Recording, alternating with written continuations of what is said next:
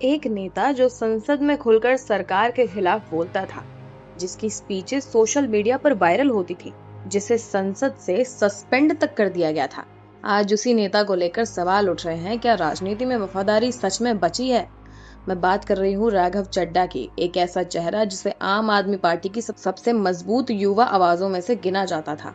राघव चड्ढा की पहचान सिर्फ एक नेता की नहीं थी, बल्कि एक ऐसे स्पीकर की थी जो संसद में बिना डरे बोलता था। उनके भाषण अक्सर सरकार पर सीधे सवाल उठाते थे, और यही वजह थी कि उनका एक अलग सपोर्टर बेस बन चुका था। फिर आया वो संसद वाला विवाद, जहां उन्हें राज्यसभा में सस्पेंड कर दिया गया। आरोप लगाया कि कुछ सांसदों के नाम बिना अनुमति के एक प्रस्ताव में जोड़ दिए गए थे। विपक्ष ने इसे राजनीतिक कार्रवाई बताया, तो वहीं दूसरी तरफ सत्ता पक्ष ने इसे नियमों का उल्लंघन कहा। लेकिन इस पूरे मामले के बाद एक चीज और ज्यादा मजबूत हुई। राघव चड्ढा की एंटी बीजेपी वाली इमेज। सोशल मीडिया पर लोग उन्हें एक ऐसे नेता की तरह देखने लगे जो सरकार के खिलाफ खुलकर बोलता है, जो अपनी पार्टी के लिए लॉयल है और जो पीछे हटने वालों में से नहीं है। लेकिन भारतीय राजनीति सिर्फ आइडियोलॉजी पर नहीं चलती। यहाँ दोस्तियां बदलती हैं, गठबंधन बदलते हैं, और कई बार नेताओं की पार्टियां भी बदल जाती हैं। पिछले कुछ सालों में देश ने कई बड़े नेताओं को पार्टी बदलते देखा है। कुछ ने कहा विकास के लिए, कुछ ने कहा देश हित के लिए, और कुछ पर आरोप लगे कि उन्होंने सिर्फ सत्ता के करीब जाने के लिए ऐसा किया।